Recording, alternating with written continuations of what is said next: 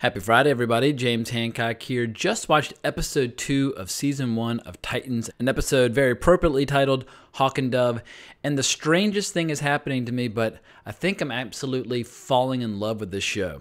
I can't remember the last time where I was so completely, totally, adamantly opposed to either a show or movie based on a trailer. But in spite of the negative things I said about the show upon initially seeing the trailer back during Comic-Con, it is a genuine pleasure and delight to eat my words and to admit I'm wrong, because now I have a show to look forward to that I absolutely love and enjoy. After the first episode, I was cautiously optimistic. I felt like the first episode had some good stuff and some bad. But this second episode was a dramatic step forward from the first episode. So much so that I'm now insanely fired up to see what comes next. I think the only obstacle out there that's standing between this show and a potentially massive audience is the fact that it's kind of hard to see. Here in the United States, if you want to watch it, you have to be a subscriber to the DC Universe app. And while there are a lot of plans out there to add a lot of shows and movies and comics to that app, right now the app's a little threadbare. There's not a lot of content to enjoy once you opt in. And I believe internationally, you're able to see Titans on Netflix like a day or two after it airs, but I have to check to confirm that. But the show is created by Greg Berlanti, Akiva Goldsman,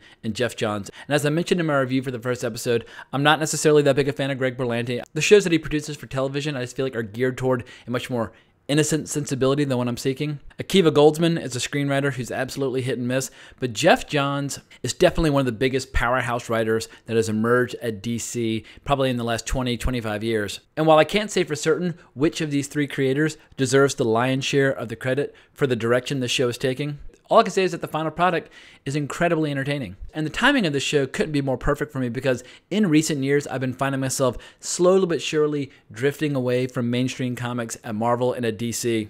In the first decade of the 21st century, I probably bought anywhere from like 20 to 30 comics a week. I was absolutely throwing piles of cash toward DC and Marvel every week, as well as the Dark Horse and Image and some other publishers. But as I've gotten older, and also as superhero movies have gotten better, I just want more from my superhero stories than what a lot of writers and artists are willing to give. I have absolutely no interest whatsoever in reading comics written by 20-somethings about high schoolers discovering their powers. I've already read millions of stories like that in the past. I've been there, done that, got the t-shirt. I want to see things like Kingsman and Kick-Ass and Logan and Deadpool. Stories that are still in the world of superheroes, but with a much more adult, mature sensibility. And while I won't go so far as to say Titans is mature, it's certainly graphic. Just in episode 2 alone, we had cussing, we had drugs, we had booze, we had erectile dysfunction, we had infidelities, we had dismemberment, we had killing. This show is so much more hardcore than the majority of comic books out there. And who knows, if this show takes off like a rocket and starts developing a huge fan base, maybe the folks in charge over at DC will say, maybe we should create more comics with this kind of sensibility. And just so I don't come across as a grumpy old dude, I still do buy plenty of comics. Over in Marvel, I buy a ton of stuff by Jason Aaron. And I still really enjoy picking up creator-owned work, especially by Maniacs by people like Alejandro Jodorowsky. If you want to see what I'm talking about, pick up his graphic novel, The Borgias, drawn by Milo Manara. But getting back to Titans, it's an interesting creative choice having a superhero show, specifically a DC superhero show, where the superheroes kill. Not all of them, but some of them. IGN released a video earlier today where they were talking to some of the cast involved with the show and just asking them, do the Titans kill?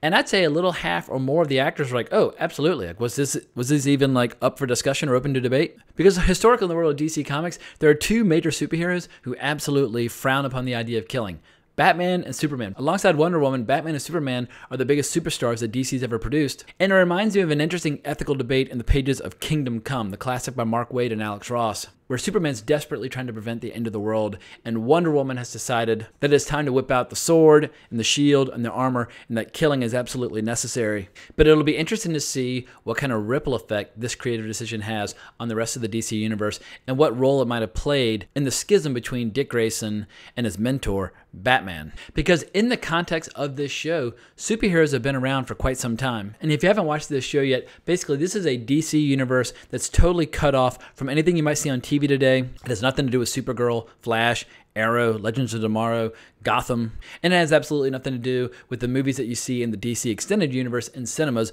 movies like Justice League and the upcoming Aquaman. This is the first step in building a self-contained online DC universe, but it's very rapidly becoming my favorite corner of DC entertainment. And the overall story of this episode is pretty simple. We're introduced to Hawk and Dove. We see that they're having some problems. Dick Grayson, aka Robin, brings Rachel, who will soon be Raven. He decides to bring her to them for help. Robin ends up helping them with the mission, and then they get attacked attacked by the world's craziest family, and Rachel gets taken away. Definitely a pretty straightforward episode. However, the devil's in the details, and the details of this episode are particularly juicy. So the episode begins with Hawk hanging in chains. He's being tortured, and Hawk, by the way, is played by Alan Ritchson, who some hardcore DC fans will probably recognize as Arthur Curry, aka Aquaman from Smallville. In any case, he's back in the DC universe, and what I liked about this torture scene as he's being stabbed and pummeled and abused, he's cussing in anger at them, but unlike the first episode where the cussing felt a little bit like a young child trying to use swear words so they don't fully understand, this felt very organic. It felt totally genuine.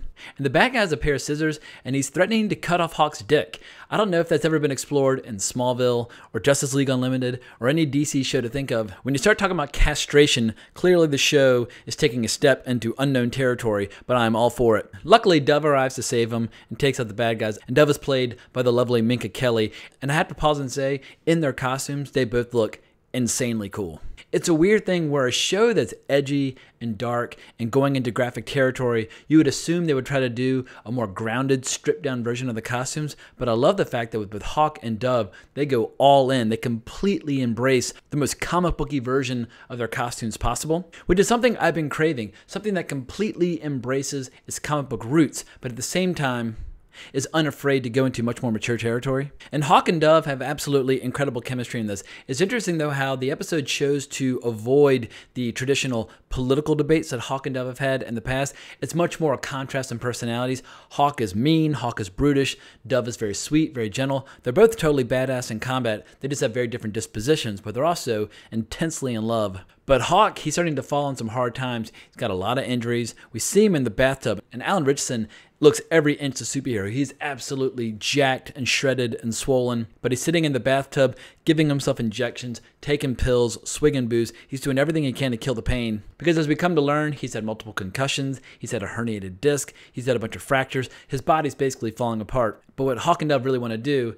is have one final successful mission and then back off and rest and go into semi-retirement so that Hawk can take some time to heal. Another interesting detail is that Dove is wearing a Superman t-shirt, or perhaps a Supergirl t-shirt. In any case, it is the traditional insignia. So clearly Superman has been established in this world, but I love how this show so far has refused to mention either Superman or Wonder Woman by name. But Hawk and Dove, their relationship is absolutely fantastic. While Hawk might be a bit of a hothead, he acknowledges that the last couple of years have been the best years of his life. For an anniversary, he gives Dove this giant bird cage up on the roof filled with all these pigeons because they mate for life, which obviously is very symbolic. Sadly, afterwards, they're trying to make love and he's suffering from some problems. He says it's due to stress, but it probably has something to do with all the pills and drugs and injections he's been taking for all of his injuries. But while they're in bed, we get this insanely cool flashback where we see Hawk and Dove and Robin having a team up. Hawk is in his physical prime, and they're just beating the hell out of these bad guys. Great choreography, and you see how Hawk and Dove, how they fight together. He almost like swings around like a weapon, like a dance partner.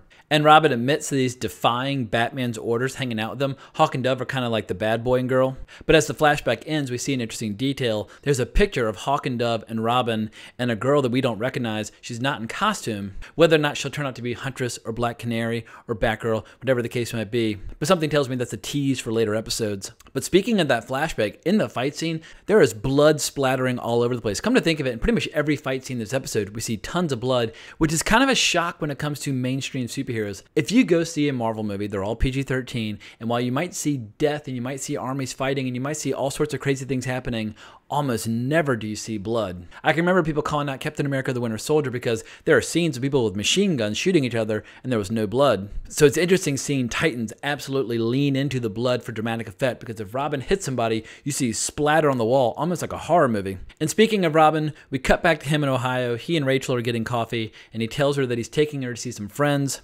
That'll be an opportunity for them to lay low, figure some things out. And there's a great bit where Rachel's watching Game of Thrones, and Robin calls Alfred. We don't see Alfred, but we hear his voice.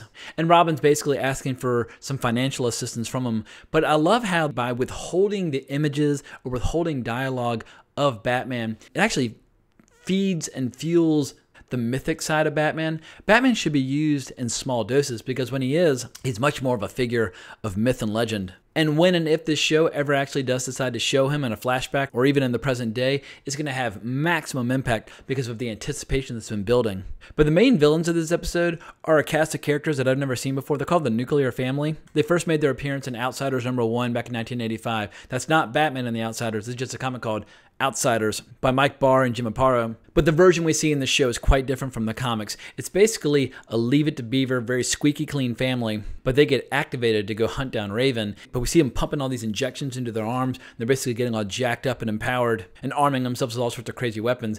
And in a particularly graphic scene, they hunt down Dick Grayson's partner and they're stabbing her with knives, they're beating her with bats. It is some gruesome stuff. And I know for a fact that kids are watching the show because my little brother Charles, who's 13, he's already checked out this show. And I know some people might not necessarily approve of graphic content being shown to kids. I started watching graphic content when I was 5. I saw Conan the Barbarian in the theater. But it'll be interesting to see how the younger DC fans react to the show. Something tells me they're going to absolutely love it. In any event, Dick does some research and he finds out there's basically a doomsday cult that is pursuing Rachel. They want to kill her. But when they finally arrive at Hawk and Dove's home, there's an interesting detail. When Rachel is shaking Dove's hand, she gets a little flashback. Because as we're learning, Rachel has more powers than just her demonic self coming out of her body and sucking all the juices out of people's bodies. She also has the ability to tell when people are lying and see little flashbacks. And she sees that naughty Robin and Dove used to have a little romantic love affair going on. And you can tell Hawk is jealous because when Hawk finally sees Dick Grayson, he places very special emphasis on his name, Dick, as he's kind of sort of saying hello and fuck you at the same time.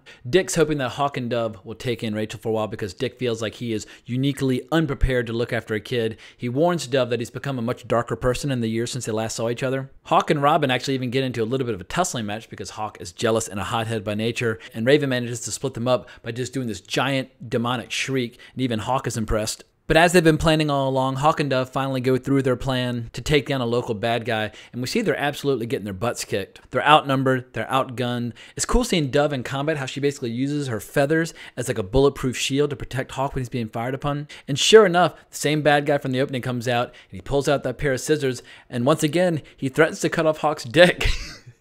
It's absolutely ridiculous. Luckily, Robin grabs the scissors from him, shoves it into the bad guy's nether regions, and that alone is pretty gruesome. I'm pretty sure I've never seen scissors go into somebody's junk on a superhero show. And Robin proceeds in absolutely ruthless fashion to take out the trash. He takes that little R throwing star and chucks it into a dude's eye at one point, and he ends up yanking it out and just putting it right back on his chest without even wiping it off. But once they get home, they see that Rachel has found a note along with some cash from Dick to Hawk and Dove. And she's pissed because she basically knows that Robin's been lying to her about how he's going to stick around and he's going to protect her. When he tries to make amends with her, she feels his hand and she can tell that he is still lying. But their discussion is interrupted by the arrival of this crazy psychotic family. Robin, Hawk, and Dove leap into action. They absolutely get their asses kicked. Hawk gets knocked out. Robin gets chucked over the side of a building. Dove gets chucked over the other side of the building. And the bad guys make a hasty getaway with Rachel. In the aftermath, Robin checks on Hawk, sees that he's still alive, but he finds Dove lying down in an alleyway. She's barely alive, she's gurgling blood. And as the episode draws to a close, he's basically doing CPR on her, trying to save her. And then we get this very ominous shot